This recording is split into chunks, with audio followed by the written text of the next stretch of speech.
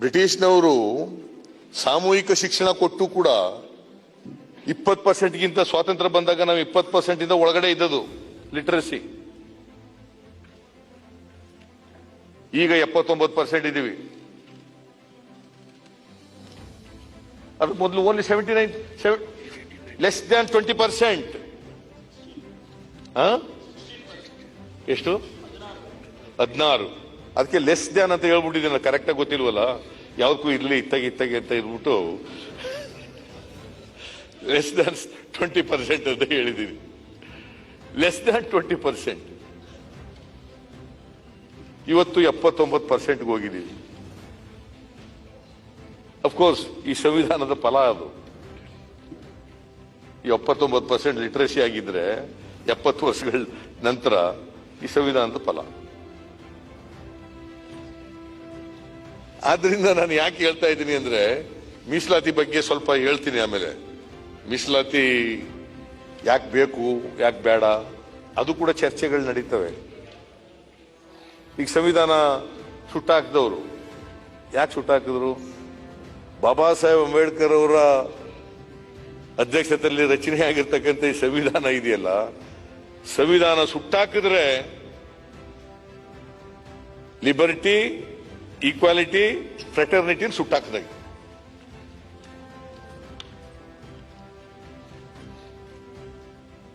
ಅಲ್ವೇ ಪರಮೇಶ್ವರ್? ಇದನ್ನೇ ಸುಟ್ಟಾಕ್ಬಿಟ್ಟಾಗಿ ಇವಿಲ್ಲದೆ ಹೋದ್ರೆ ಇವತ್ತು ನಾವ್ ಯಾರು ಕೂಡ ವಿದ್ಯಾವಂತರಾಗಕ್ಕೆ ಸಾಧ್ಯನೇ ಆಯ್ತಿರ್ಲಿಲ್ಲ. ಕುರಿ ಕಾಯ್ಕೊಂಡು ಎಮ್ಮೆ ಕಾಯ್ಕೊಂಡು ಎಲ್ಲ ಇರ್ತಿದ್ದು.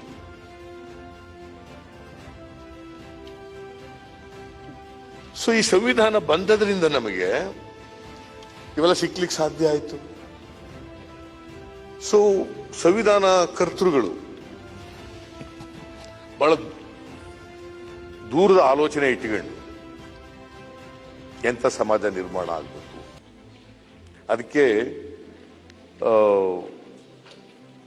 ಇವ್ರನ್ನ ಭವಿಷ್ಯವಾಣಿ ಅಂಬೇಡ್ಕರ್ ಅವರು ಮೊದಲೇ ನುಡಿದಿದ್ರು. ನಮ್ಮ ದೇಶಕ್ಕೆ ಏನಾಗುತ್ತೆ ಏನಾಗಲ್ಲ ಅಂತಕ್ಕಂಥ ಭವಿಷ್ಯವಾಣಿಯನ್ನು ದುಡಿದಿದ್ರು.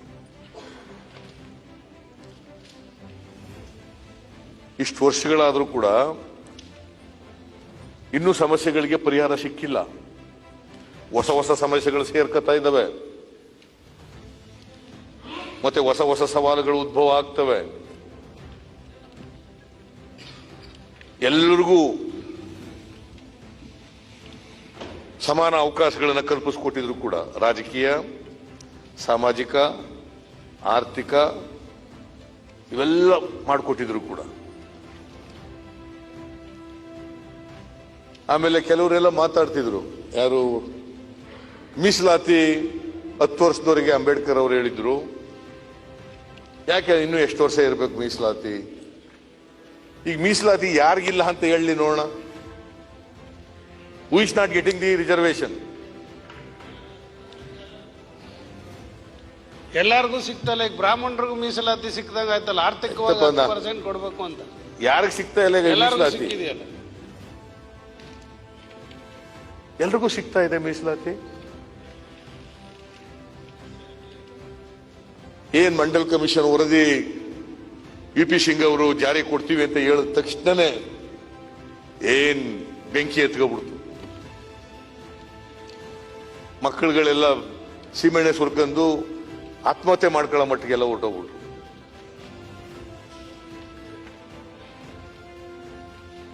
Without knowing the reality. Because ಯಾಕಂದ್ರೆ ಸಂವಿಧಾನ ಓದೇ ಇಲ್ಲ ಯಾರುವೆ. ಈಗಲೂ ಮೀಸಲಾತಿ ನಮ್ಮ ದೇಶದಲ್ಲಿ ಸಂವಿಧಾನ ಬಂದ ಮೇಲೆ ಮೀಸಲಾತಿ ಶುರುವಾಯಿತು. ಅದಕ್ಕೆ ಮೊದಲು ಸಾವು ಮಹಾರಾಜ್ ಕೊಲ್ಲಾಪುರ 1902ನೇ ಇಸ್ವಿನಲ್ಲಿ ಅವ್ರು ಮೀಸಲಾತಿ ತಂದಿದ್ರು. 1902ನೇ ಇಸ್ವಿ ಸಾವು ಮಹಾರಾಜ್. ಇಡೀ ದೇಶದಲ್ಲಿ ಮೀಸಲಾತಿ ಅಂತ ಪ್ರಾರಂಭ ಆದದ್ದು ಸಾವು ಮಹಾರಾಜ್ ಅವರಿಂದ. ಅದಾದ್ಮೇಲೆ ನಮ್ಮ ಮೈಸೂರಿನ ನಾಲ್ವಡಿ ಕೃಷ್ಣರಾಜ ಒಡೆಯರ್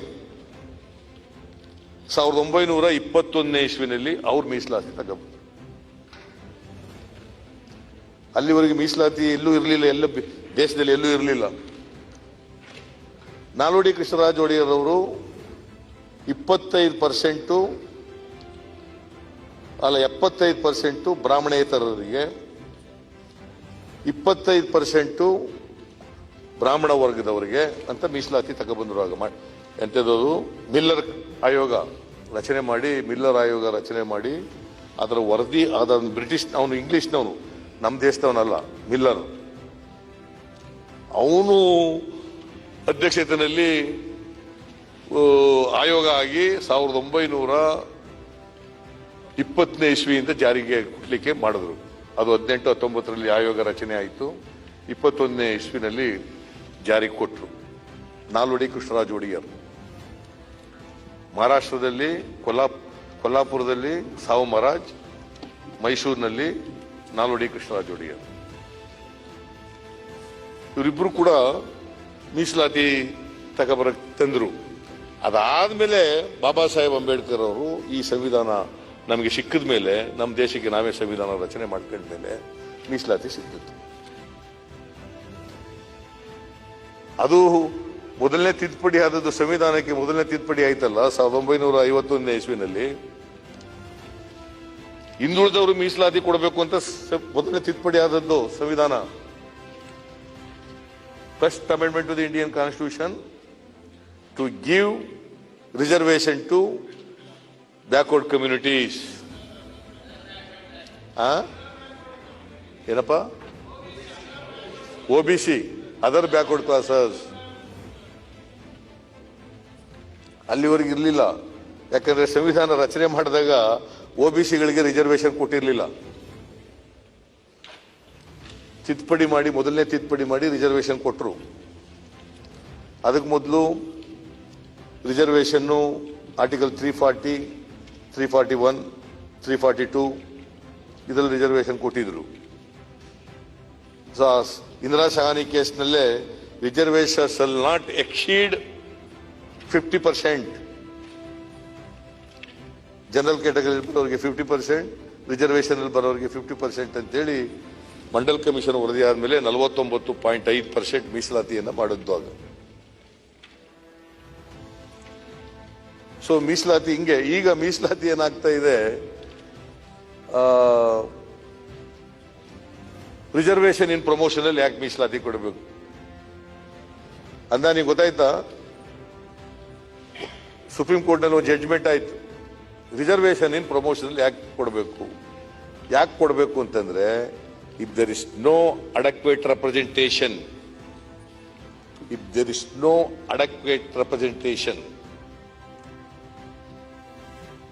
ಆ ಅಡಕ್ವೆಸಿ ಬರ್ಲಿಕ್ಕೋಸ್ಕರವಾಗಿ ರಿಸರ್ವೇಶನ್ ಅಲ್ಲೂ ಕೂಡ ಮೀಸಲಾತಿ ಕೊಡಬೇಕು.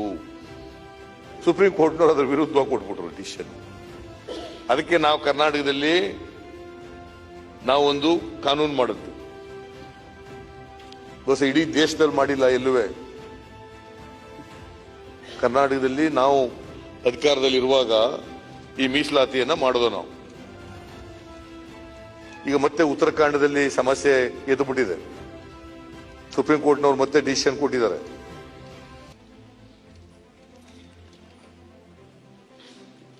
ಮತ್ತೆ reservation is not a fundamental right ಅಂತ ಅಂದ್ಬಿಟ್ಟಿದ್ದಾರೆ. Reservation is not a fundamental right. Then what it is? If it is not a fundamental right, then what it is? Why Article 15 and 16? Are they not coming under the part 3rd of the Constitution? They are coming under the part 3rd of the Constitution. Since they are coming under the part 3rd of the Constitution, they are fundamental rights. It is a fundamental right.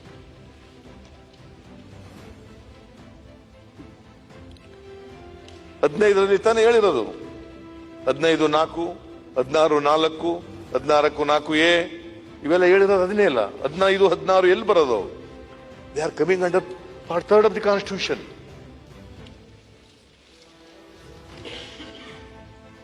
So ನಾನು I urge upon government of India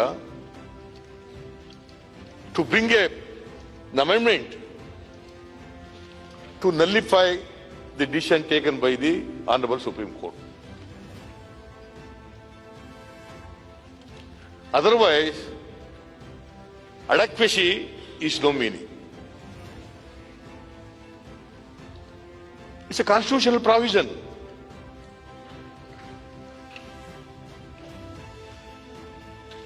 Adequacy has no meaning. ಅದಕ್ಕೇನು ಅರ್ಥನೇ ಇರೋದಿಲ್ಲ ಆಗ. ಮತ್ತೆ ಸಮಾನತೆ ಬರಬೇಕು, ಸಮಾಜ ನಿರ್ಮಾಣ ಆಗಬೇಕು. ಅದಕ್ಕೆ ಹೇಳಿದೆ ನಾನು ಅವತ್ತು ಮೊನ್ನೆ, ಎಲ್ಲಿವರೆಗೆ ಜಾತಿ ವ್ಯವಸ್ಥೆ ಇರ್ತದೆ ಅಲ್ಲಿವರೆಗೆ ಮೀಸಲಾತಿ ಇರಲೇಬೇಕು. ಅದಕ್ಕೆ ಅಂಬೇಡ್ಕರ್ ಹೇಳಿದ್ರು, reservation is not A charity, it's A right. Ambedkar ಹೇಳಿರೋ ಮಾತು ಇದು.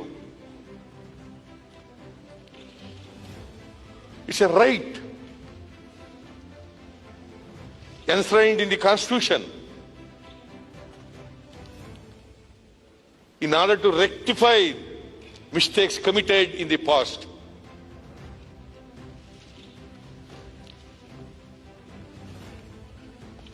See, that is why we want reservation.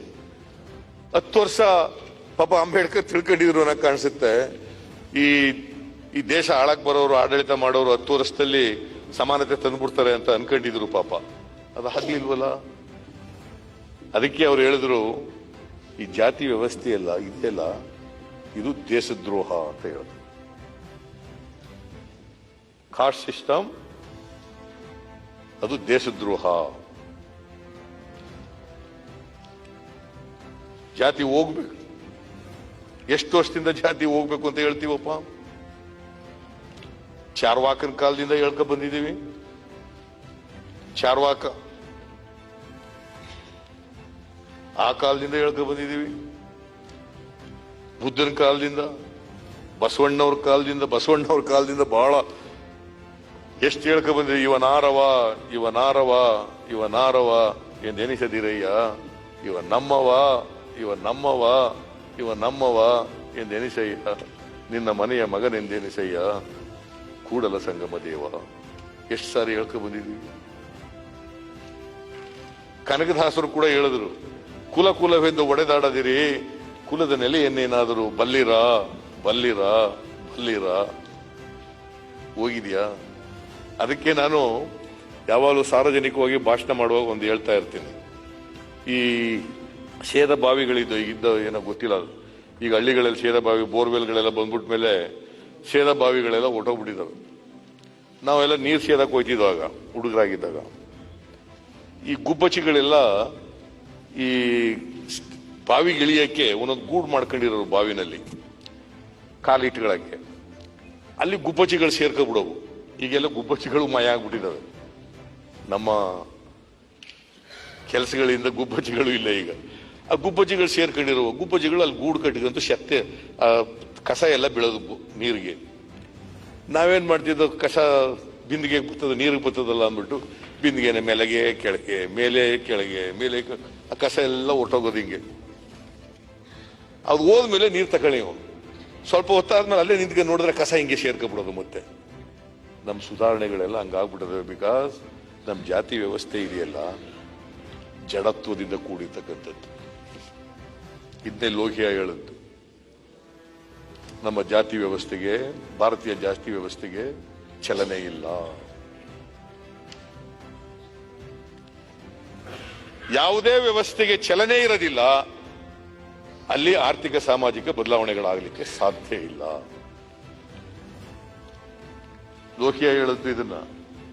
ಜಡತ್ವದಿಂದ ಕೂಡಿರ್ತಕ್ಕಂಥ ಸಮಾಜ ನಮ್ದು.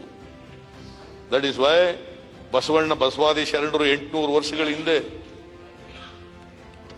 ನಮಗೊಂದು ದೊಡ್ಡ ಕೊಡುಗೆ ಇದೆ ನಮ್ಮ ದೇಶಕ್ಕೆ. ಅಂಬೇಡ್ಕರ್ ಅವರು ಒಂದ್ ಕಡೆ ಹೇಳ್ತಾರೆ ಅವ್ರ ಭಾಷಣದಲ್ಲಿ, ಬುದ್ಧನ ಕಾಲದಲ್ಲೇನೆ ಎಂಥದೋ ಸಂಘಗಳಿದ್ದವು ಅಂತ. ಸಂಘ ಆಗ್ಲೇ ಪಾರ್ಲಿಮೆಂಟು ಡೆಮಾಕ್ರಸಿ ಎಲ್ಲ ಇತ್ತು ಅಂತ ಹೇಳ್ತಾರೆ ಅವರು. ಒಂದು ಅಧ್ಯಯನದ ಪ್ರಕಾರ ಆಗ್ಲೇನೆ ಇತ್ತು 2500 ವರ್ಷಗಳ ಹಿಂದೆ ಬುದ್ಧನ ಕಾಲದೇನೆ. ಬಸವಣ್ಣವ್ರ ಕಾಲದಲ್ಲಂತೂ ನಾವು ಇವತ್ತು ನೋಡ್ತಾ ಇರ್ತಕ್ಕಂಥ ಪಾರ್ಲಿಮೆಂಟರಿ ಸಿಸ್ಟಮ್ ಇದೆಯಲ್ಲ, ಅದಾಗಲೇ ಬಂದ್ಬಿಟ್ಟಿತ್ತು, ಅನುಭವ ಮಂಟಪ. ಅದಕ್ಕೆ ಅಂಬೇಡ್ಕರ್ ಅವರು ಹೇಳಿದ್ರು, ಅಲ್ಲ ಬಸವಣ್ಣವ್ರು ಹೇಳಿದ್ರು, ಯಾಕೆ ಅನುಭವ ಮಂಟಪ ಮಾಡಿ ಇವತ್ತು ನಾವೆಲ್ಲ ಇಲ್ಲಿ ಎಲ್ಲ ಜಾತಿ ವರ್ಗದವರೆಲ್ಲ ಇಲ್ಲಿ ಬಂದು ಕೂತ್ಕೊತೀವಿ. ಮೊದಲು ನಮ್ಮದು ಶ್ರೇಣೀಕೃತ ಸಮಾಜ, ಒಂದು ಜಾತಿ ಮೇಲೆ ಒಂದು ಜಾತಿ ಜೋಡಿಸ್ಬಿಟ್ಟಿದ್ರು. ಈ ಸಮಾಜ ವರ್ಟಿಕಲ್ ಆಗಿರಬಾರ್ದು, ವಿ ಮಸ್ಟ್ ಡೆಮಾಲಿಶ್.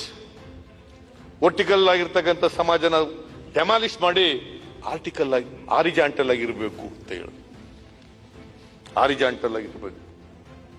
ಎಲ್ಲರೂ ಕೂಡ ಸಮಾನವಾಗಿ ಕೂತ್ಕೋಬೇಕು. ಯಾವುದೇ ಜಾತಿಯವನಾಗಿರ್ಲಿ, ಯಾವುದೇ ಧರ್ಮಕ್ಕೆ ಸೇರಿರಲಿ, ಯಾವುದೇ ಹಿನ್ನೆಲೆಯಿಂದ ಬಂದಿರಲಿ, ಯಾವುದೇ ಪ್ರದೇಶದಿಂದ ಬಂದಿರಲಿ, ಎಲ್ಲರೂ ಸಮಾನವಾಗಿ ಕೂತ್ಕೋಬೇಕು. ಅದಕ್ಕೋಸ್ಕರ ಅನುಭವ ಮಂಟಪವನ್ನ 900 ವರ್ಷ ಆಗಿರ್ಬೇಕು. ಈಗ 900 ವರ್ಷಗಳ ಹಿಂದೆನೆ ಏನಪ್ಪಾ ಈಶ್ವರ್, 900 ವರ್ಷ ಆಯ್ತಲ್ವಾ? ಯಾಕಂದ್ರೆ ನಾನು ಸಣ್ಣ ಹುಡುಗನಿಂದ 850 ವರ್ಷ ಅಂತಲೇ ಹೇಳ್ತಾ ಇದ್ದೀನಿ. 875. Okay, I will go by you. ನೀನ್ ಯಾಕಂದ್ರೆ ನೀವು ಜನರಲ್ ಸೆಕ್ರೆಟರಿ ಅಲ್ವಾ ವೀರಶೈವ ಮಹಾಸಭಾಕ್ಕೆ, ನಿನ್ನ ಮಾತನ್ನೇ ನಂಬ್ಕತೀನಿ ನಾನು. ಸುಮಾರು 900 ವರ್ಷಗಳಾಯ್ತಾ ಬಂತು. ಇನ್ನೂ ಕೂಡ ಸಂವಿಧಾನ ಬಂದು 70 ವರ್ಷ ಆಯ್ತು. ಬುದ್ಧನ ಕಾಲ ಬಂದು 2 ವರ್ಷ ಆಯ್ತು, 2,500 ವರ್ಷ ಆಯ್ತು. ಜೈನ್ ಧರ್ಮ ಅದಕ್ಕಿಂತ ಹಿಂದಿನದು. ಆದ್ರೂ ಕೂಡ ನಮ್ಮ ವ್ಯವಸ್ಥೆ ಮಾತ್ರ ಬದಲಾವಣೆ ಆಗ್ತಾ ಇಲ್ಲ. ಅವರು ಇವರಿಗೆ ರೌಂಡ್ ಟೇಬಲ್ ಕಾನ್ಫರೆನ್ಸ್ ಹೋಗಿದ್ ಬಂದ್ಮೇಲೆ ಒಂದು ಪತ್ರ ಬರೀತಾರೆ. ಸಾಯವರೆಗೂ ಆ ಪತ್ರ ಇಟ್ಕೊಂಡಿರ್ತಾರೆ, ಮೇಷ್ಟ್ರ ಪತ್ರವನ್ನು ಇಟ್ಕೊಂಡಿರ್ತಾರೆ ಅಂಬೇಡ್ಕರ್ ಅವರು. ಸಾಯವರೆಗೂ ಆ ಪತ್ರ ಇಟ್ಕೊಂಡಿರ್ತಾರೆ. ಸೊ ಆ ಮೇಷ್ಟ್ರಗಳ ಬಗ್ಗೆ ಬಹಳ ಗೌರವ. ಈ ಎಂತವನವರು ಇನ್ನೊಬ್ಬರ ಹೆಸರು ಏನು ಹೇಳಿದಲ್ಲ, ಪೆಂಡ್ಸೆ. ಆ ಪೆಂಡ್ಸೆನವ್ರು ಏನಾಯ್ತದೆ, ಒಂದ್ಸರಿ ಅಂಬೇಡ್ಕರ್ ಅವರು ಮಳೆಯಲ್ಲಿ ನೆನಕ ಬಂದ್ಬಿಡ್ತಾರೆ ಶಾಲೆಗೆ. ಮಳೆಯಲ್ಲಿ ನೆನಕ ಬಂದ್ಬಿಟ್ಟಾಗ ಬಟ್ಟೆ ಇಲ್ಲ. ಯಾಕಂದ್ರೆ ಅವರು ನಮ್ಮ ತರ ಈ ತರ ಕಾಲ್ವರೆಗೂ ಪಂಚೆ ಉಟ್ಕೊತಿರ್ಲಿಲ್ಲ, ತುಂಡು ಪಂಚೆ ಇಲ್ಲಿವರೆಗೆ ಉಟ್ಕೊ ಬರೋರಂತೆ. ಒಂದು ಬಟ್ಟೆ ಹಾಕೊಂಡು ಬರೋರು ನೆನಕ ಬಂದ್ಬಿಟ್ಟಿದ್ದಾರೆ.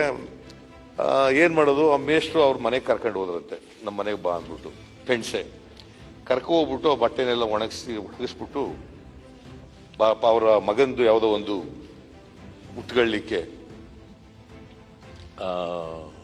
ಒಂದು ಇದು ಕೊಡ್ತಾರೆ. ಅದಾದ್ಮೇಲೆ ಇವನು ಮತ್ತೆ ಆರೋದಿಲ್ಲ, ಹಂಗೆ ಬಂದ್ಬಿಡ್ತಾರೆ ಇವರು. ಬಟ್ಟೆ ಆರಿರೋದಿಲ್ಲ, ಶಾಲೆಗೆ ಬಂದ್ಬಿಡ್ತಾರೆ. ಯಾಕಂದ್ರೆ ಕ್ಲಾಸ್ ತಪ್ಪಿಸ್ಕೋಬಾರ್ದಲ್ಲ, ಪಾಠ ಕೇಳೋದು ತಪ್ಪಿಸ್ಕೋಬೇಕಲ್ಲ, ಅದಕ್ಕೋಸ್ಕರ ವಾಪಸ್ ಬಂದ್ಬಿಡ್ತಾರೆ. ಆಗೆಲ್ಲ ಬಹಳ ಅವಮಾನ ಮಾಡ್ತಾರೆ ಅಂಬೇಡ್ಕರ್ ಅಲ್ಲಿ.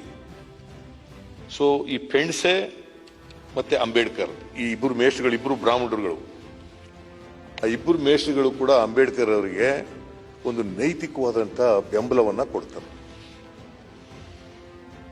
ಬಿಕಾಸ್ ಅನ್ಟಚಬಿಲಿಟಿನ ಅವ್ರು ಅಪೋಸ್ ಮಾಡ್ತಾ ಇದ್ರು.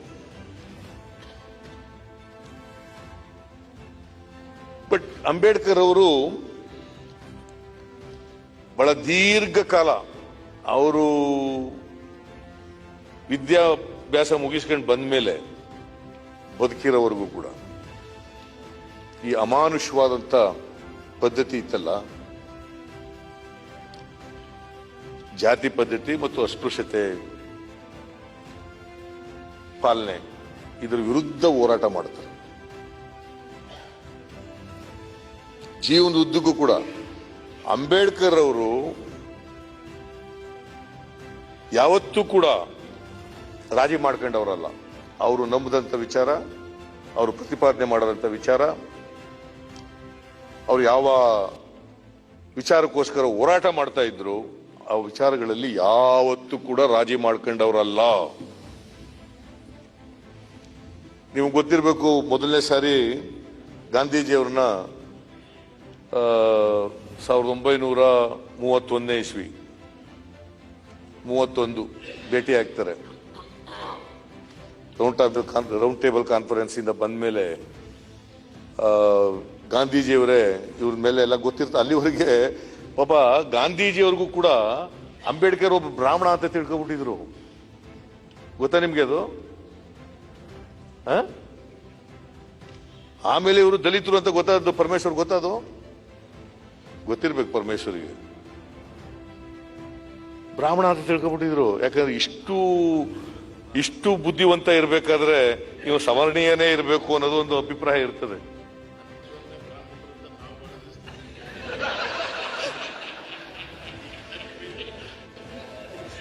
ಇಲ್ಲ, ಸದನಕ್ಕೆಲ್ಲ ಗೊತ್ತಾಗ್ಲಿಲ್ಲ, ಕೆಲವರಿಗೆ ಗೊತ್ತಾಯ್ತು. ನಾನು ಹೇಳ್ಬಿಡ್ತೀನಿ.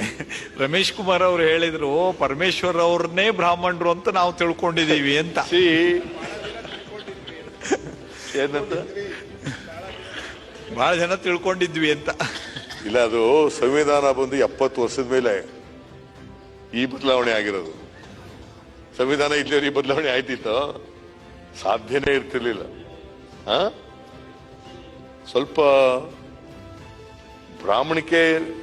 ಬ್ರಾಹ್ಮಣರು ಬುದ್ಧಿ ಬರಬೇಕು, ಅದ್ರ ಬ್ರಾಹ್ಮಣಿಕೆ ಬರಬಾರ್ದು ಅಷ್ಟೇ. ಬ್ರಾಹ್ಮಣತ್ವ ಬರಬಾರ್ದು. ಈ ರಮೇಶ್ ಕುಮಾರ್ ನೋಡಿ, ಬ್ರಾಹ್ಮಣನಾಗಿ ಹುಟ್ಟಿದ್ದಾರೆ, ಬ್ರಾಹ್ಮಣತ್ವ ಇಲ್ಲ, ಬ್ರಾಹ್ಮಣಿಕೆ ಇಲ್ಲ.